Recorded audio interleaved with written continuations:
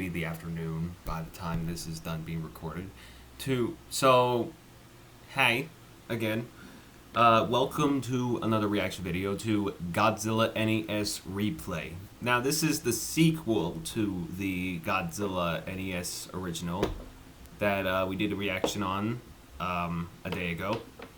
So today we are doing a reaction on the replay. This is the first part. There will be another part, I don't know when, but we'll find out. So, and also credits to Billy Seiler for narrating this whole entire thing.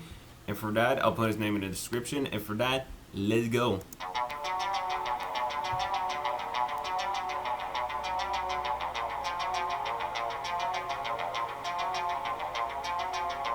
On January 30th, 2021, I brought you all on a journey through the mind of Zachary in the NES Godzilla creepypasta.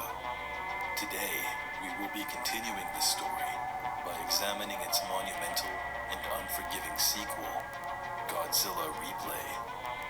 There will be a lot to take in during this video, as I will be going over plenty of information dedicated to both stories. So please sit back, relax, and enjoy the story behind the sequel to the most disturbing creepypasta of all time.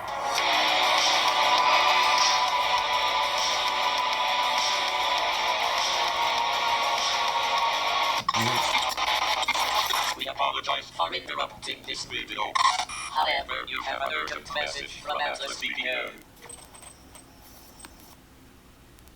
The Legend of Oh, come I on. don't fight for myself. I fight for my team. of Zelda. The titles from this era have been dubbed as classics to many. However, there is one game that might not be as well known as the ones mentioned above, yet has shared nostalgia in the hearts of many children and adults alike.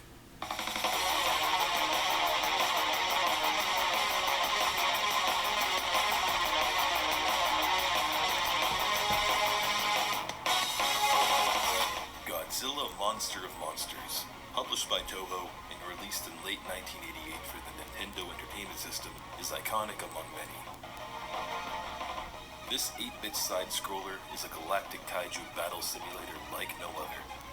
Featuring the king of monsters himself, Godzilla, and the guardian kaiju Mothra, together they join forces to defeat a legion of invasive space monsters across the entire solar system. The mechanics are quite simple. Each planet is represented as a world with multiple levels of bosses, and after reaching the end, you may progress to the next. The game features many familiar kaiju from the Godzilla universe, such as Ghidorah, Gigan, and even Mechagodzilla. And after you defeat these beasts and make your way to the final world, Planet X, you will then battle King Ghidorah. Once defeated, the game ultimately ends, and peace is finally restored back to the solar system. But enough of this game's history. Of course. 9 months before the time of recording the script, I uploaded a video titled Godzilla NES, the most disturbing creepypasta of all time. I dedicated 35 minutes to explaining why I thought the NES Godzilla creepypasta was the best ever. Created by Cosbydeath, the artist responsible for both the writing and art, this lengthy horror story involves a protagonist named Zack who receives what is assumed to be a hacked modification of Godzilla Monster of Monsters.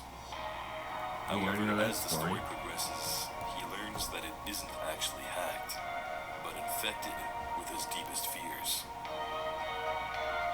In order to save his life and the spirit of his late girlfriend Melissa, Zachary must fight through a series of demented worlds and defeat the game's main villain, a towering demonic entity named Red. Red. In the end, Zachary ends up defeating this beast and decides to get rid of the game by selling it on eBay, setting the story up for a direct sequel, which is where we are now. The sequel is titled Godzilla Replay and takes place not too long after the events of the first story. Currently, it's unfinished, but there are 5.5 innovative chapters that not only supplement the main story, but also explain many of its unanswered questions. To begin, I will first be giving you an in-depth overview of each chapter. After that, I will go on to analyze multiple key moments, concepts, and characters introduced throughout the narrative. I will then explain some theories and ideas that have arisen over the years, and finally end it all off by looking towards the future of the story and where Cosmodath is going to take it next. So without further ado, let's finally dive into the first segment of this video. Welcome to Godzilla Replay.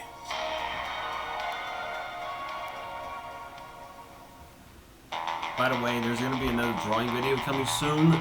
Can't spoil the character, but I'm going to tell you this one. It's someone from the upcoming Hell of a Boss Funkin' mod. I'm not going to say the character, and I'm not going to give you hints. You only get one hint, and that was it. Hell of a Boss Funkin' character. So, yeah, just figure it out. Anyways, let's continue. Purchases Godzilla Monster of Monsters from Zach off eBay, all for the whopping price of $10. Carl's motivation for purchasing this game stemmed from Zachary's wild story attached to it. Obviously, Carl didn't believe a single thing Zach said about the cartridge, because how could a video game from the 1980s attempt to kill you? Well, having little to no knowledge on the game, nor the Godzilla series as a whole, our protagonist had no idea he was about to embark on the wildest and most twisted adventure of his life. Chapter 1, The Earth. The first chapter begins with Carl's anticipation for something to go wrong. He was promised a supernatural experience after all. Upon booting of the game, he notices the last game option is gone, more or less pointing to Zachary's progress being completely erased from existence. Not too fazed by this, he progresses to the actual game and is greeted with a shocking surprise. Having played Monster of Monsters, This will be great for one of my good friends that helped me out on my videos, which was Fang, the Endoraptor. Since I said his name, I'll put his name in the description down below, and there's Billy Stidler's channel. Make sure you go check that out. But yeah, it's like dinosaurs. Fang, the Endoraptor, my friend, he loves dinosaurs. Probably sure this would be great. So I'll put his name in the description since he likes dinosaurs, and I'm probably sure he would like to take a look at this. He also likes Godzilla too, so that's something. This wasn't how the map was supposed to look. From a prehistoric jungle with dinosaurs to a seaside beach with biting crabs, the levels Carl played weren't. Is that Godzillasaurus or something? Zachary experienced.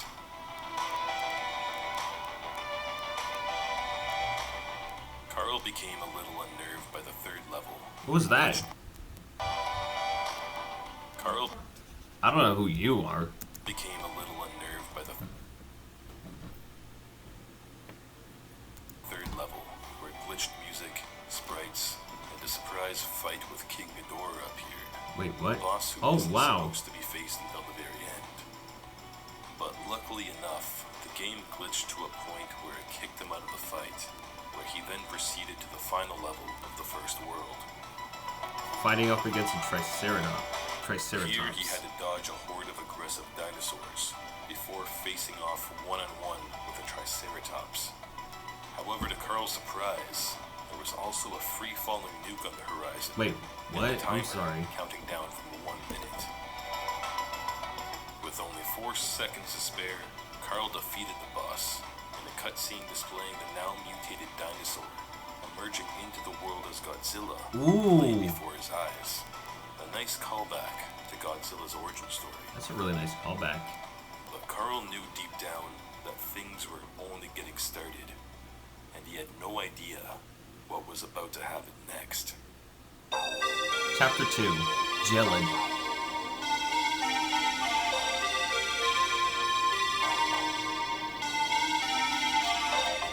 Chapter 2 opens with a bewildered Carl sending an email to Zachary, detailing the events of the first world. I told you before, I don't know how the game does these things, Zach responded. If you're suggesting I put these graphics in the game myself, you're mistaken, because this is the first I've seen of any of it. It looks like the game has recreated itself again since I played it. That's not a good sign. Never a good sign. After proclaiming Zach's response as unhelpful, Carl progresses to the second world, Gelid, and gazes at each of the 6 levels.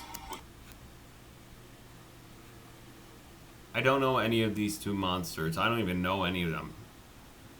And I know for a fact that's not Camobis. Were titled Tundra, Ice Cave, Isolation Zone, Lost Way, Temple of Silence. Whoa, hold up. What? Tundra, Ice Cave, Isolation Zone, Lost Way, Temple of Silence, and Sin. Sin. And Sin, respectively. In the first level, Carl finally gets to play as Godzilla. Nothing about this stage is too out of the ordinary at first, other than the introduction to unconventional enemies, somewhat similar to those found in Zack's playthrough. But as he advances through the frozen landscape, the gently falling snow evolves into a blizzard, becoming worse the further he progresses. Frostbite reference, Hypno's Lullaby, be like this. Towards the end, I crack myself Carl up. notices frozen corpses buried in the snow. At this point, if he found an enemy alive, there was little to no movement from them at all. The second level and first boss fight were uneventful compared to the first. Ganymus. I've never heard of this kaiju before. Ganymus, never heard of it. Other than the introduction to a few new monsters. And I don't know But who it's this during is. the third level, Isolation Zone, where the story takes a weird turn. This stage appears to be set in space, where floating crystals hover above the platform. Upon attacking them, one of 2 things happen. Either a baby-like creature falls out, or Godzilla gets teleported to another area. After being transported to a variety of odd locations, Carl found himself in one with a curious, yet benevolent creature. When approached, it said, the first man to walk on the moon was Ezekiel Sanderfruit, then disappeared. Confused, Carl My dad just gave me proceeds to some the next socks. mini-boss, then on to the 4th level. There's Camobis. Camobis is, he's not in like any of the Godzilla films, but he is a kaiju monster. I didn't do any research on him, but what I do realize is that he's like a turtle. He's like that one Pokemon in Pokemon Sword and Shield known as Dreadnought. Dreadnought actually can like stretch his neck out like Camobius. I call it Camobius. It's Camobis. Stupid. So yeah, Camobis is another Godzilla type kaiju, which is a giant turtle. Lost Way. This stage consists of countless platforms and arrows, all pointing in a variety of directions. After attempting to follow them to find an exit, Carl soon realized 3 things. What the 1. heck? The arrows actually lead to dead ends and are used to trick the player. 2. There's a mix of both hostile and Hey, wait a minute. That's Gorosaurus. Gorosaurus is from the King Kong franchise. Never got added into the Godzilla franchise, but it is a kaiju. Gorosaurus is like it's a T-Rex type kaiju where it has like a scorpion-like tail that the sharp point actually comes out of the end of its tail. It's just like a scorpion, just stings it. It also has like the power to do a kangaroo kick. Gorosaurus is very agile. and non-hostile creatures spread throughout the level, and each of them are lost like he is. And 3. That the gold blocks are the key to escaping. After navigating his way around the level with a horde of friendly creatures trailing behind him, Carl comes across a small green creature named Usal, who begs Usal. for his assistance. Without thinking, I'm Carl Usal. says I don't know sure how I out got loud here. Please before help a me. second text box appears with a reply. Thank you. He helped him. Obviously, this freaked him out, just like Red's reaction to Zack's proclamation in the first story. That Carl face began to is question the still a little reality bit of haunting. the situation. But there was no need to look too deep into it. After all, it was just a video game, and it only made sense that Godzilla was meant to help Usal anyway. After locating the exit and proceeding to the 5th level, Temple of Silence, Carl is confronted with the most perplexing and disturbing events thus far.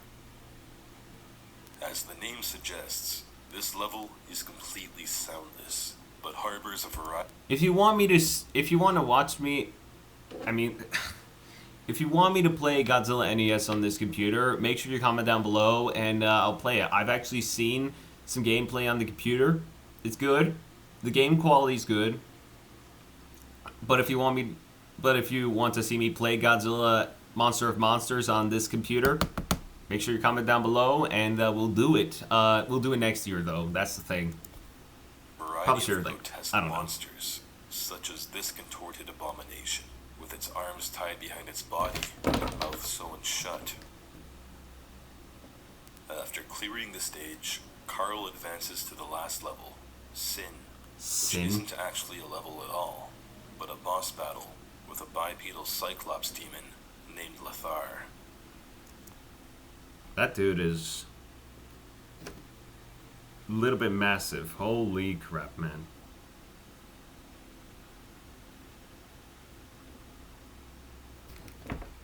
With basically zero effort, Hold up. Carl defeats the monster with little damage That's to himself. huge. After doing so, That's a the screen huge- transitions to a mysterious gate consisting of 7 slots, where the symbol for the demon he just defeated appeared into. But Carl had enough at this point. The events thus far were too incomprehensible for his brain to handle. So he stood up, turned off the game, and took a break. Chapter 2.5 Passwords.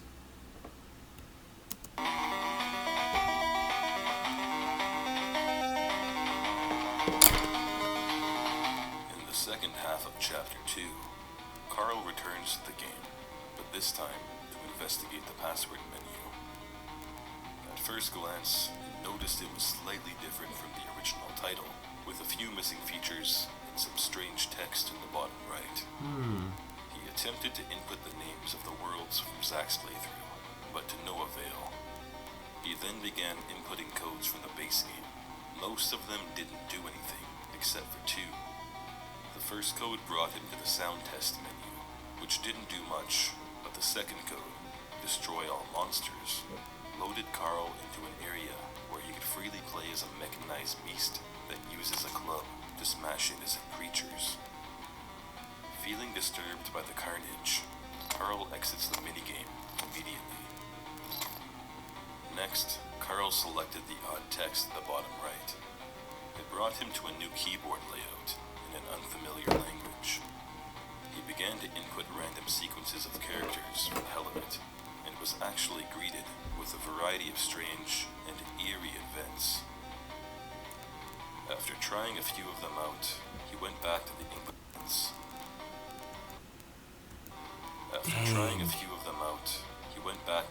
keyboard to input something he remembered from earlier. Xander fruit.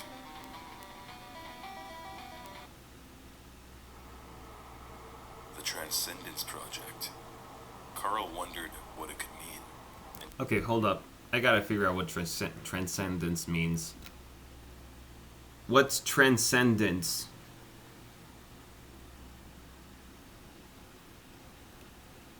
What is the definition of transcendence?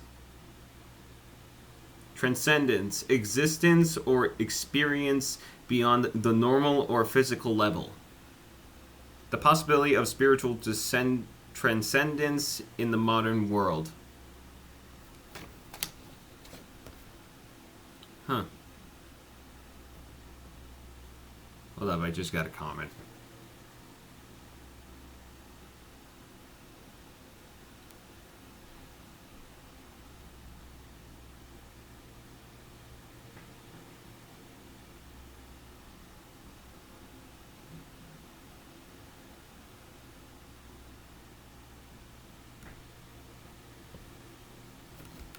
Alright, let's continue. And was even more curious about the warning in red that said do not redistribute this distribute cartridge. After pressing start, the game requested an authorization code. All of this led to more questions than answers. With no way to progress further, Carl retreated from the password menu, feeling more lost than before. Chapter 3, Corona. chapter begins the following day. Carl reveals he hasn't been able to sleep properly, but not because of nightmares or anything, but because the game has been the only thing on his mind. That morning, he calls in sick to work, and proceeds to boot up the game and activate the third world, Corona. If any of you people are gonna make memes about this thing, about like the thing that happened in 2020, please don't. It's not funny anymore. It's serious. The map consisted of 4 level types and a mini-boss. That's King which happened Kong. to be King Kong. King Kong is Godzilla's most hated enemy. Like, honestly, they had a rivalry together. Like, if you remember in the movie Godzilla vs. Kong, that was a good movie, though. They had a rivalry of who should be rightfully king of the kaijus. All that stuff. Kong. Since the Sin Demon was only 4 spaces away, Carl could easily rush this map. However, he decided to take it slow and investigate each level, starting with the first one, Power Cameras. Plant. This level is dark and ominous, consisting of granite bricks, storm clouds, and power poles. As Carl progressed deeper into the level, he noticed some of the poles had electric chairs attached to them, and a few even with creatures strapped in. After observing the mechanics of the level, he realized it wasn't. That's a torture chamber, my dude. That's a freaking torture chamber. What the heck is... Bro, I'm like...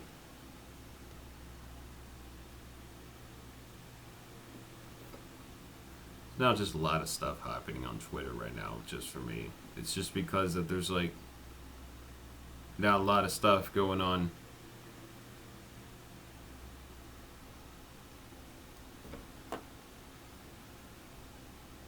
Just had to quickly check some, a few notifications, all that stuff. Alright. Only a power plant, but also an execution field. Carl emphasized that the screams from the creatures as their brains got fried were some of the most unsettling sounds he's ever heard. The next level, Reflect, was similar to Isolation Zone back on Gelid, only this time, instead of crystals, Carl had to traverse through teleporting mirrors. After wandering through the maze and running into some abnormal events, Carl discovered a mirror with a creature inside. Rodan! Upon breaking it, Rodan, that's one of the most, like, famous, notorious monsters in the Godzilla franchise. I like Rodan. Rodan is a great kaiju, actually. a text box appeared. A giant pteranodon dinosaur kaiju that just breathes fire and just has, like, huge gusts of wind. This is one of the Even greatest with his kaiju. limited knowledge of the Godzilla kaiju universe, Carl actually recognized Rodan. With this Hold on. Let me try to get something. I actually have, like, a little Rodan. Right here, this is my collectible of Rodan. It's a really good collectible minifigure.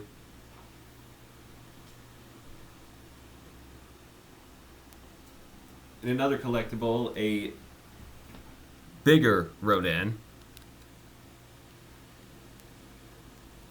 Which is remarkably amazing to look at. It's really good. I've been collecting Godzilla stuff in like over 2 years straight now.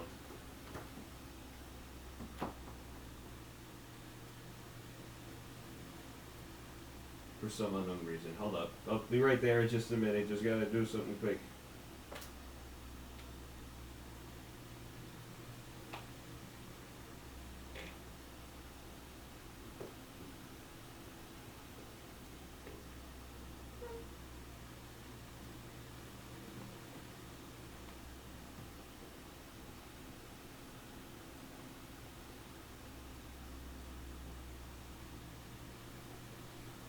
Alright, we're good. new player, you He considered using it in the upcoming boss battle with King Kong, but chose Godzilla instead.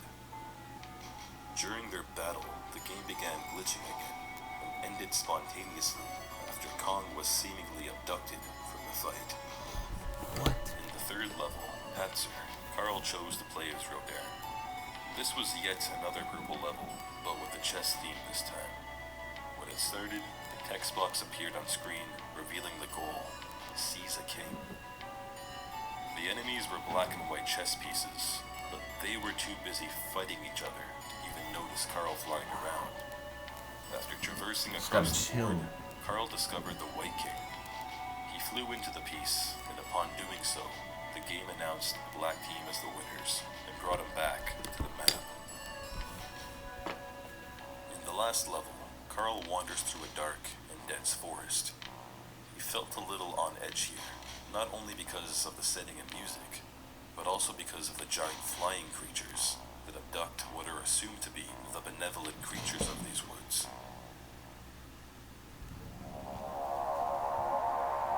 Music's got intense. However, it's at this point in the narrative where Carl encounters a reoccurring and highly distressing entity.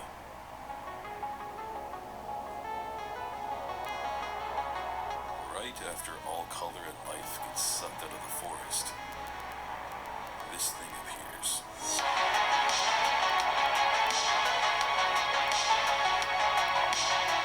Carl watches in shock as this formidable being orders him to leave, then is immediately pushed back to the map. Disturbed, yet curious to find out what just happened, Carl proceeds to finish the world and selects the final boss fight, a sin demon named Exalted. Exultant, the demon This of battle was Corona. more challenging than the previous one. Exalted could fly, use ranged attacks, and recharge his power via lightning strikes. But with some compelling maneuvering, Carl managed to defeat this monstrosity and collected the purple sin symbol for the gate. But there was still something eating Carl's mind. Who or what was that disturbing thing in the forest? Dude. What? This is not a kaiju from the Godzilla franchise. I'm saying that right now. It is not. Never, ever seen this thing. This is a little bit more intimidating than Red was. Like, Red is just like a whole nother level of just like with 4 creepy dark red spider legs. And just, it's just creepy. This one is just, it doesn't have any legs, it's just floating with just, what kind of face is that? It looks like the skull of an ape. Like, I'm for real. It literally has like an elongated skull of an ape. The teeth though is creepy. Didn't ask him to leave. Chapter 4, Amorphous.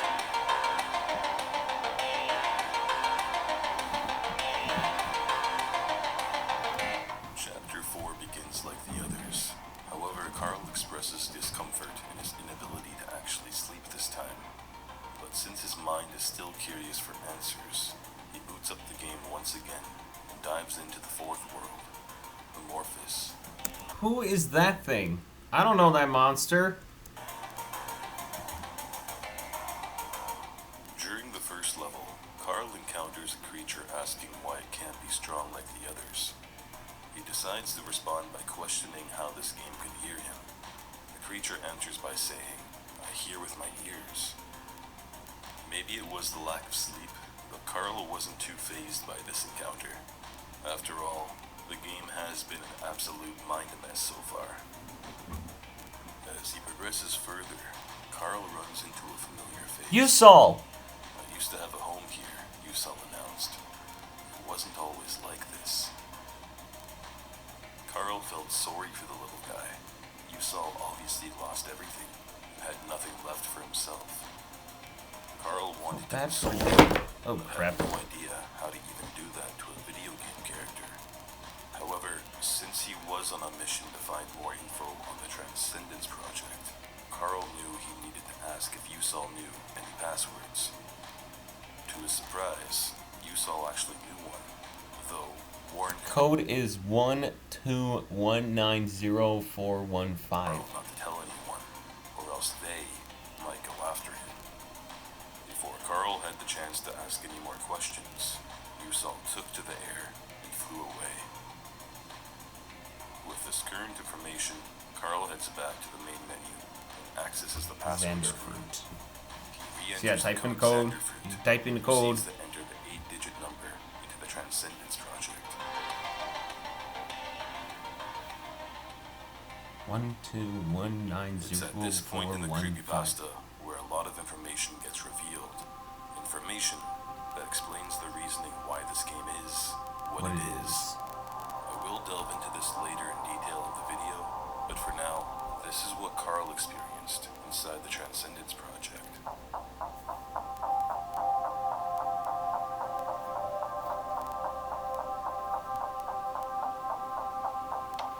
Carl was greeted with a series of logs dating back to August 3rd, 1997. The first log read as follows.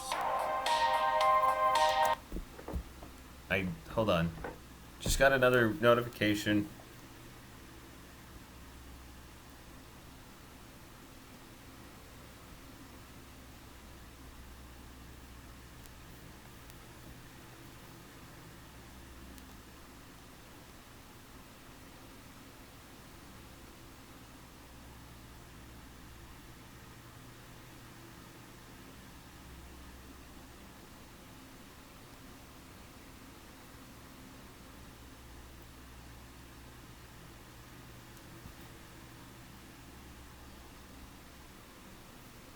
Just getting random notifications out of nowhere, everyone. Sorry.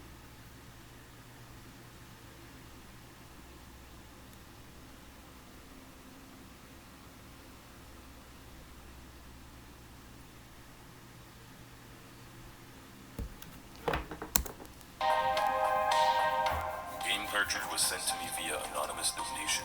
A letter was included warning of strange occurrences regarding the game. I am taking it to my lab for proper testing. Ran preliminary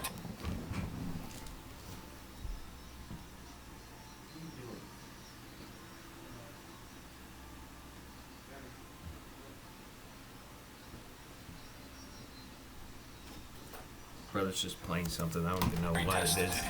I have determined that the game is an anomaly. Further testing needed.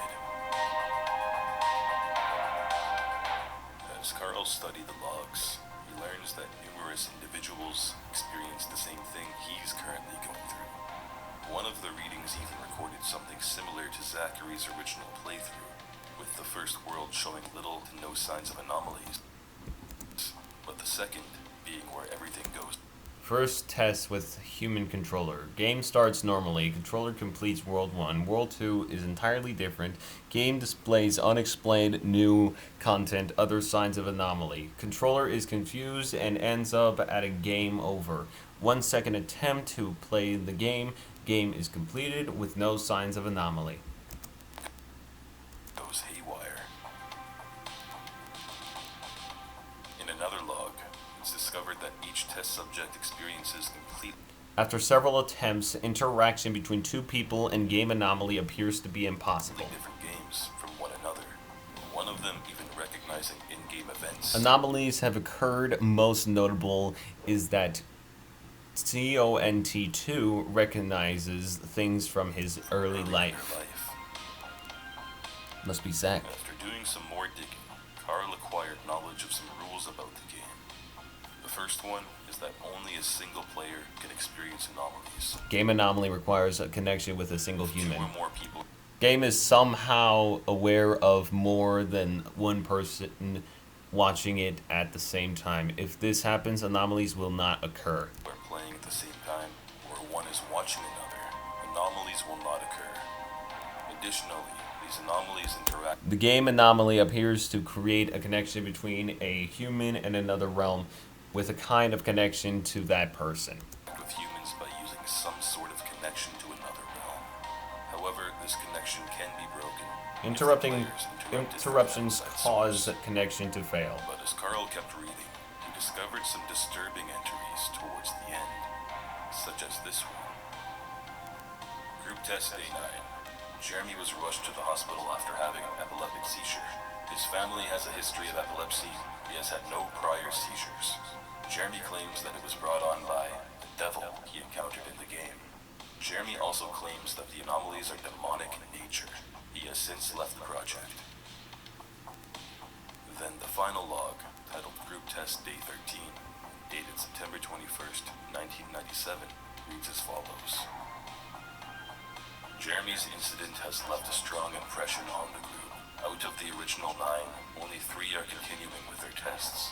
Their fears and anxiety seem to be making an impression on their game worlds. I worry that this may attract malignant entities. None of the controllers have completed their respective games as of this time.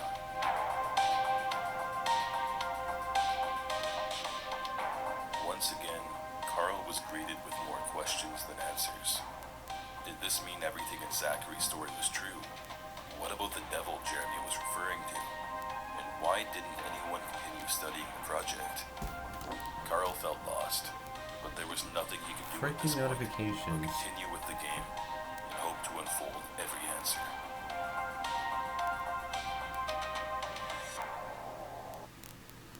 YouTube Music Premium is an experience that gives you complete control of your music. So you can listen without ads, download a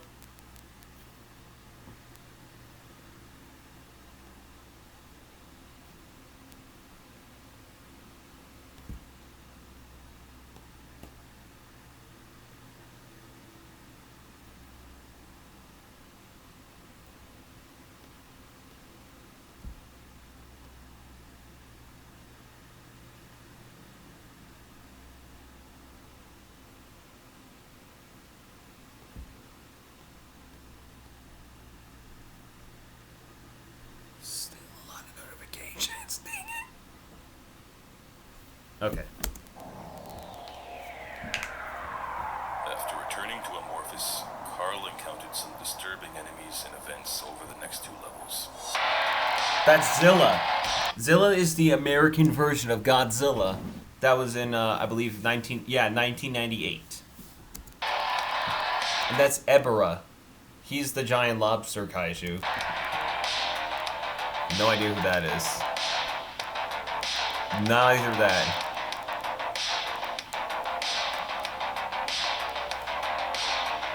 That is... Some of these are disturbing. Like that! Dude, that's like a giant goblin shark. Look at that. Look at the face. It literally is like a giant goblin shark mixed with a human. However, towards the end of his travels, Carl ran into an unexpected character who had something interesting to say. Hi there. You don't know me, but I was the one who helped you defeat Kong. If we work together, I think we can win this. Huh. But before Carl could ask any questions, a bolt of green lightning struck down from the sky and obliterated the helpful creature. Oh. The scene suddenly became darker. Then moments later, the hideous beast from earlier materialized in front of Carl. Wait, what? And ordered him to leave once again.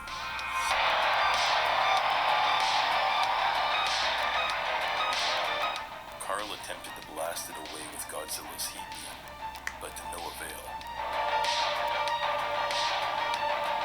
The figure then gave Carl one final warning before darting away into the darkness. That dude down there is dead. But Carl knew he wasn't leaving yet. There was still too much to unravel, so he continued on to the Sin Demon. Odia, the demon of The Amorphous. fight was somewhat difficult, as it possessed the ability to shapeshift. But as per usual, Carl defeated the demon, collected the green sin symbol, and slotted it into the gate. Despite his victory, Carl had to process all of the questions that kept coming back to him. How could he help Usul? Why did that one creature help him with Kong? Who the hell is this dark beast? And most important, That's... why is this game an anomaly?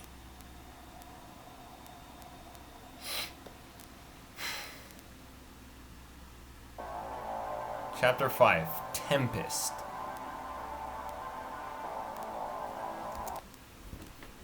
Hold on, I gotta text message from one of my friends.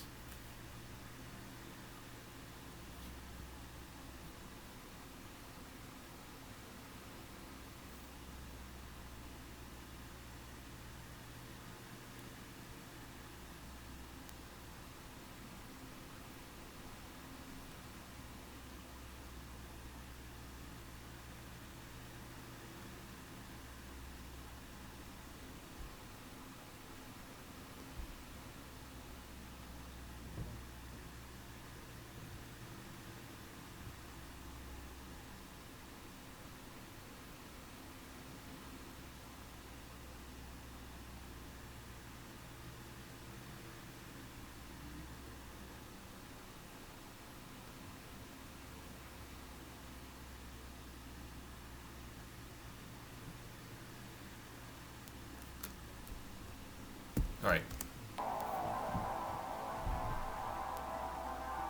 At the time of writing the script, Tempest is currently the last completed chapter of this creepypasta. Yeah.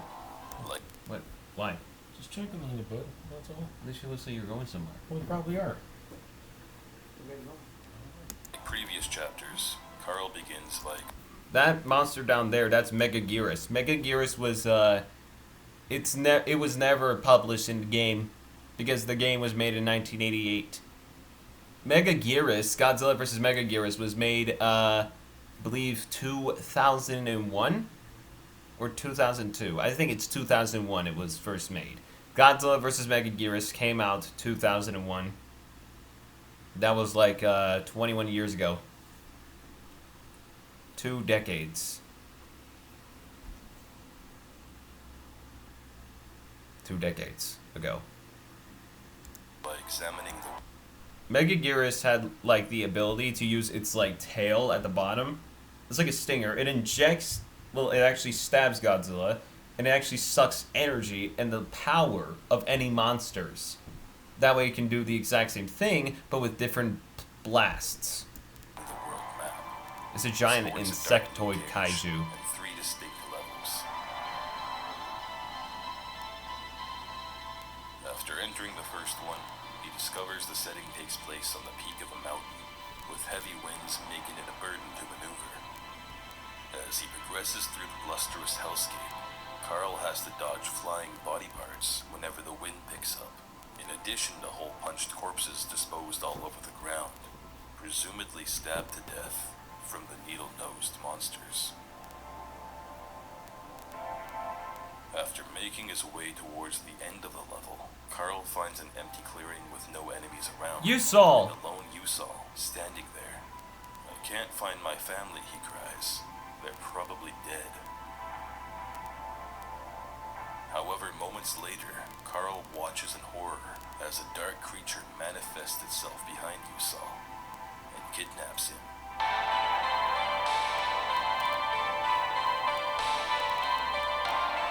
Carl now had a new mission: rescue Yusal. He proceeded back to the world map and noticed a new character on the board. Everything about Wait, okay, hold up. Before I go back to this,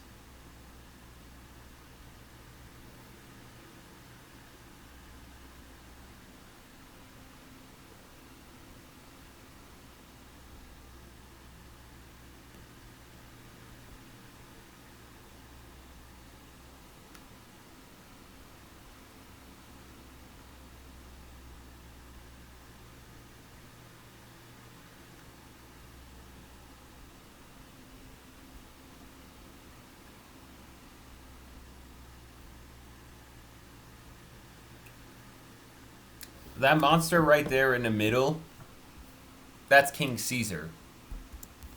Never got added into the game though. Never did Rodan. but he appreciated the extra hand. Nor Carl King uses Kong. the kaiju for the next level, where he learns its name is King Caesar. He navigates through each level in a frenzy, accelerating as fast as possible to find the answers. He so Never did desired. Zilla. Zilla didn't make it in the game. Neither did Camobus. Those monsters were never added into the original game in 1988. And to rescue his new friend. Better than Mega Gearus. But first, Carl had to endure a few levels with bizarre phenomena, such as being struck by a needle tree that injected his character with psychedelic liquids, more grotesque More monsters, Gorosaurus, I just and remembered that. very disturbing encounters, to say the least. But time wasn't on his side. For some reason, the map kept changing as long as he had King Caesar when he attempted to gain access to the Sin Boss. Carl had no idea what to do other than kill him off. He figured it must have been a glitch, so much to his regret, Carl disposed of King Caesar. When he returned to the map, he was relieved to discover he could finally access the final boss.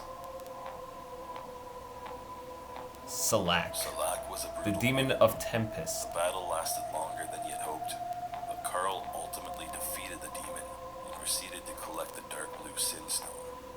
No way. Usually when a boss battle ends, the game takes you to the next world. However, this time, Carl was transported back to the map. Confused, King Caesar? He noticed that King Caesar has been brought back, but as a boss this time. After entering the fight, Caesar's health was already low, so Carl assumed it would be an easy battle. But oh, was he so wrong? After shouting at Caesar for his backstabbing antics, the brown-haired beast began to transform into the menace that has been plaguing Carl since the beginning of his journey. Warlock. Warlock, destroyer of Carl.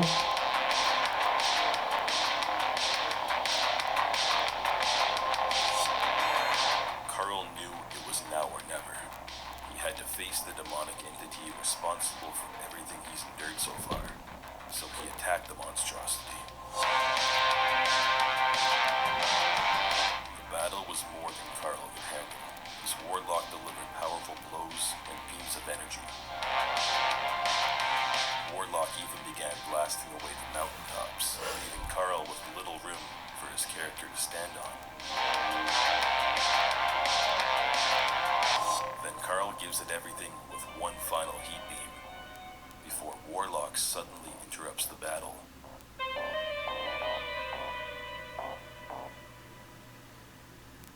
Carl was beyond frustrated at this point. He almost He died. had no idea how much more his mind could handle, but he was still set on locating every answer, and determined to liberate his dear pal Yusal.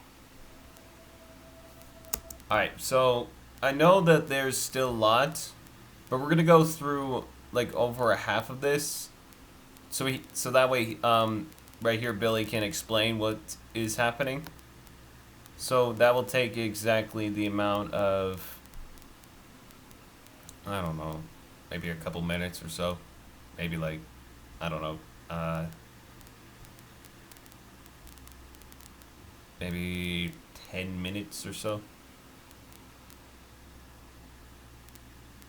Yeah, 10 minutes. Let's dive into the Transcendence Project. Alright, Transcendence.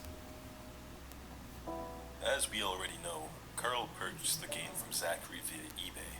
He didn't initially believe Zach when he warned that the game had supernatural characteristics. Okay. What? Okay, in a minute.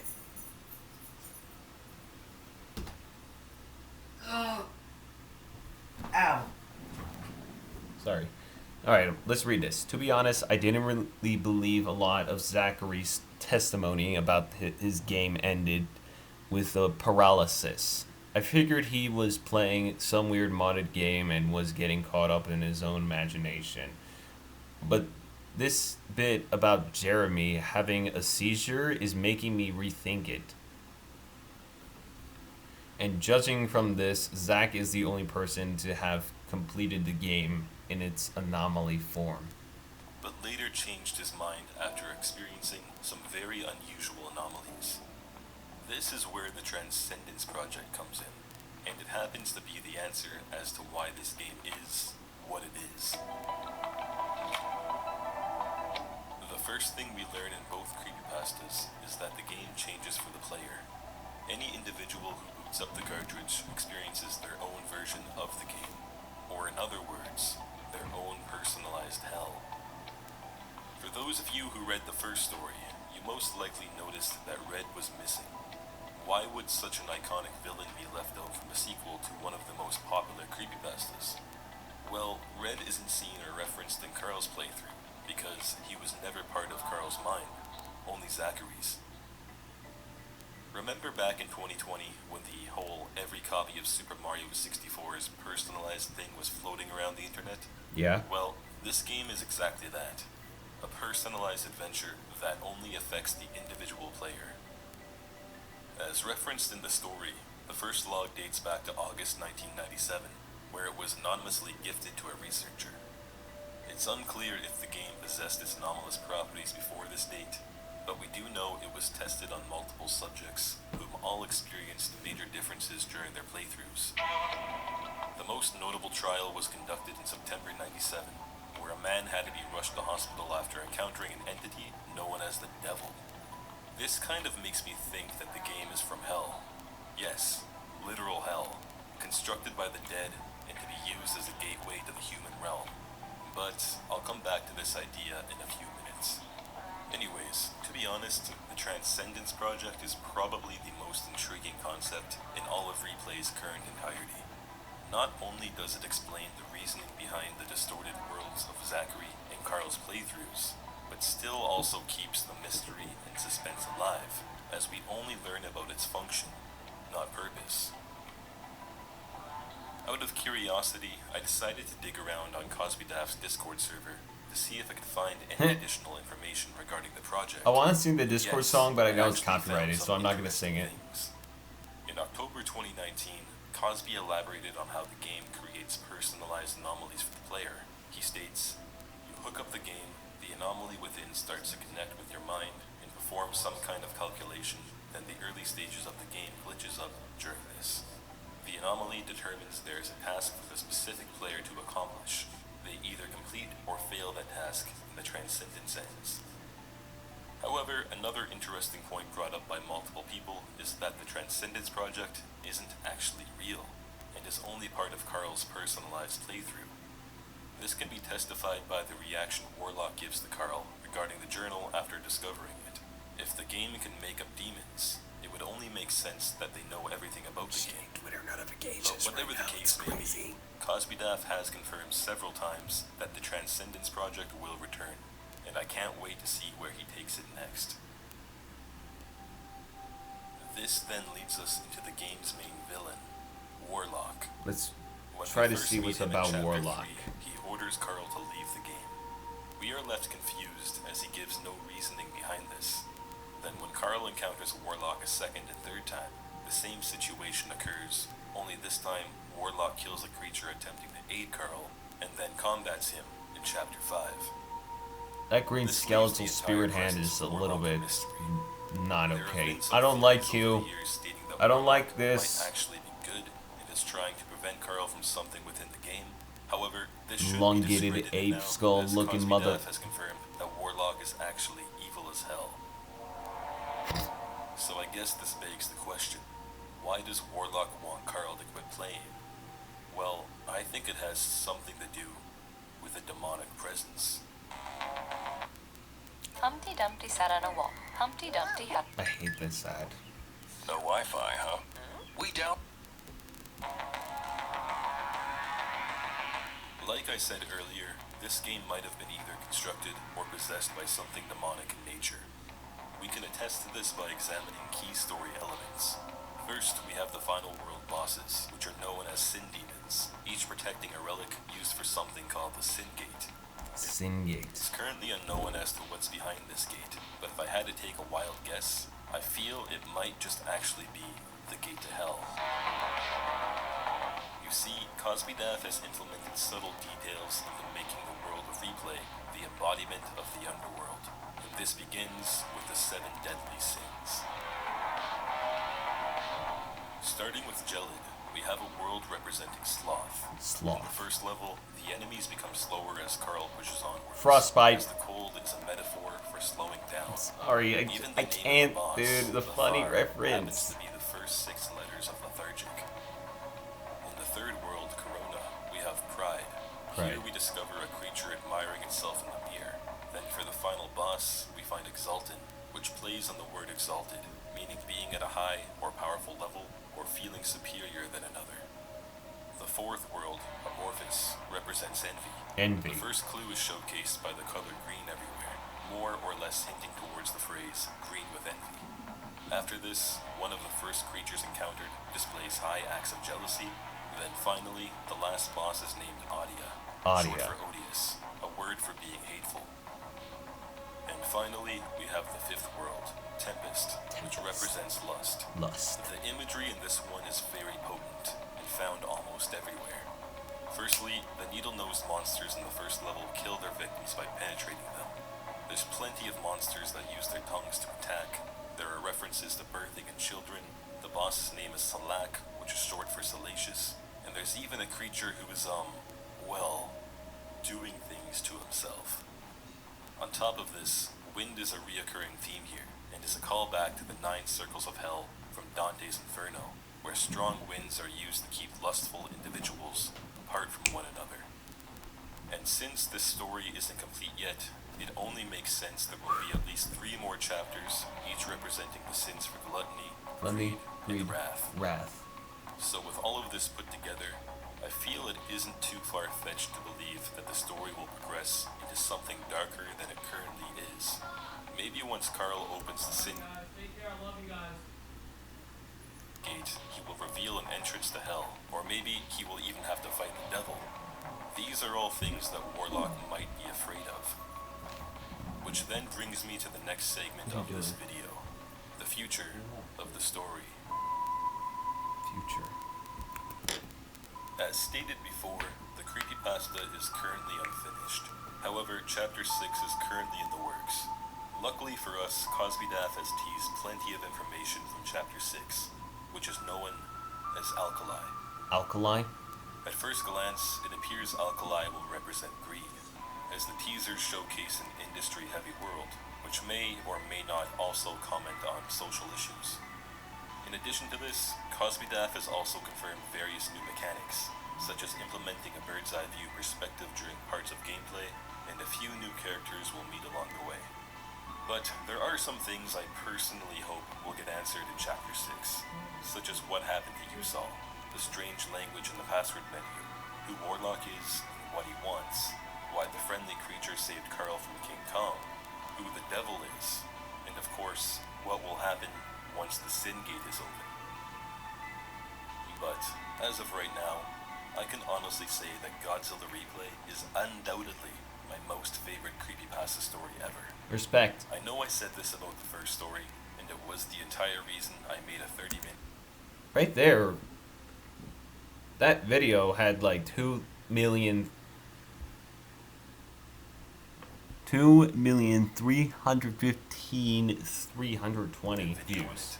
But I've been working on this one for a while now, and have become heavily invested within Replay's elements, characters, story, and lore. It builds on what NES Godzilla started. Each chapter brings us something new that carries us to the next, and becomes more complex and confusing as the story progresses. None of this is a bad thing. Our hope for additional information is what captivates us, and Replay does an incredible job at captivating its readers by taking them on a comprehensive, full-scale adventure. While the original NES Godzilla creepypasta is disturbing in its own right, and easily fits the traditional definition of a creepypasta, Replay is simply much grander in scale. It reminds me of that feeling you get when you read an epic science fiction novel. The experience of discovery, curiosity, and wonder. Every moment is anticipated as it creeps forward. It's a face up there, leaving right you there, on look. the edge of your seat. This is what Replay is all about. Cosby Daff is single-handedly crafting a universe from the ground up. A universe that travels beyond every horror element found within the first creepypasta. He's building a world for all of us to experience. So we better get out there and explore it.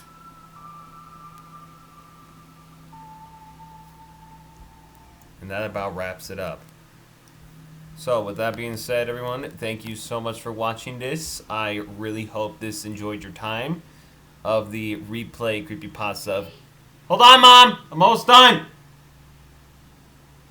With the Godzilla creepypasta. Cosby Dev is still working on, like, the 3 other parts for the replay. And I'm curious to actually see what he's going to do. But thank you so much for watching. Subscribe to Billy Styler, and I'll put Fang the Raptor's name in the description. With that being said, I'm Monty 22, and this is the new reaction video. Bye-bye!